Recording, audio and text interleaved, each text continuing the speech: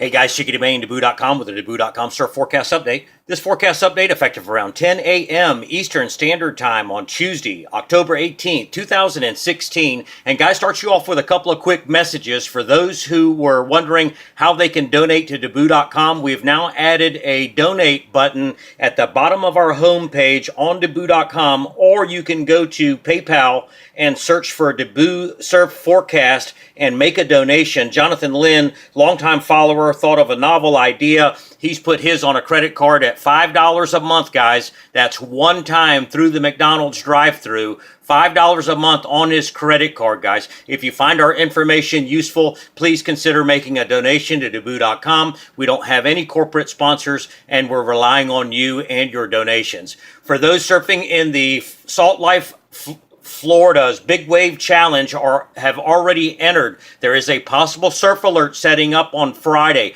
If it doesn't happen, don't shoot the messenger. This happens to be in reference to what we have now as 99L Invest out towards the Bahamas. National Hurricane Center now at 70% chance of development next 5 days. We'll get into that in just a few moments. But guys, there's a qualifier with this contest, and there has to be a named system. And there's a short window for this. Again, don't shoot the messenger if it doesn't happen, but possible to have auto in a 24 to 48 hour window as it lifts up out of the Bahamas towards the Outer Banks. Taking a look at the 24-hour swell forecast out of the NOAA's Ocean Prediction Center. This is Nicole swell, guys. It's showing up on the Buoys, Puerto Rico islands down there. You guys have been catching unreal waves for the last 5 to 7 days. Here comes the back end of the Nicole swell. Also getting reports, standout locations along the U.S. East Coast. Outer Banks this morning, head high, clean off shores. Winds this morning, and some portions of East Florida not exposed to too much of that onshore wind, also reporting some pretty fun waves. 15 to 18 second periods, guys, showing up on the buoys this morning. The PR buoy right now, solid swell height, 10 feet, 16 seconds out of the northeast. And then on the back end of it, the Paul West Bermuda buoy, now with 5 feet at 15 seconds out of the northeast. So this is an indication that the Nicole swell has peaked on this buoy. We switch you over to the South Hatteras buoy, and South Hatteras buoy is surprisingly 8 feet at 16 seconds out of the east-northeast. Now this South Hatteras buoy, combined with 99L Invest coming up out of the Bahamas, sets up that possible surf alert for Florida East Coast surfers coming up on Friday, possibly into the weekend, and the Salt Life Food Shack's Big Wave Challenge. Going to switch you over to some satellite imagery, guys, and we are definitely in the season change, on our way to winter, as winter snowfalls are beginning to fall now across Canada. We talked about this about 30 days ago when we first started looking at the first two hurricane force lows up in the North Atlantic. We now have two areas of low pressure up in here north of the Great Lakes over Canada that are moving off towards the east. And this is the time of year, guys, where the flow across the top of the United States becomes a primarily west to east flow. There was a storm that hit the Northwest Pacific in here coast. Couple of rare tornadoes, but it's that time of year, guys. So as we get this west to east flow and these stronger cold fronts that come through, which we're expecting one this weekend, we get back into the rule of thumb during tropical season, which is always watch the tail ends of fronts or along stalled or dying fronts for an area of low pressure to develop. And this is basically the pattern that we have set up now. So here's 99L Invest down here towards the East Bahamas. Here is post-tropical Nicole, and it's forecasted to dissipate in the next 48 hours. So if you guys are entered in that Salt Life Food Shack's Big Wave Challenge, and there are some fun surf over the next 48 hours, you may be able to submit your photos in on that before Nicole actually dissipates. And if 99L Invest does not acquire a name. Now, we'll talk about that for a second. That's just for the Big Wave Challenge, guys. Just because it doesn't develop a name doesn't mean that that possible surf alert is not coming on Friday or Saturday. We'll show you that in the next model run here in just a few moments. Now, an area that has become an interest to us this morning based on the pattern is that once 99L Invest, possible auto lifts up towards the Outer Banks and then eventually up in here towards the Northeast states, what's going to be interesting is what's left behind in here in the Southern Caribbean. And again, this type of pattern, when we move to this time of the end of the year, it increases chances for homegrown development. And models are starting to hint that we may see, and they did a week ago, an area of low pressure may try and develop in here in the Southern Caribbean in the extended forecast.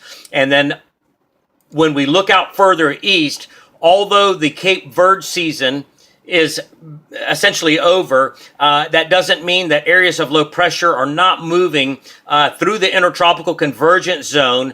And then although we won't see development out here in the main development region because of climatology, once the system gets closer out here towards PR or lifts into the north central Atlantic, we could see Paula.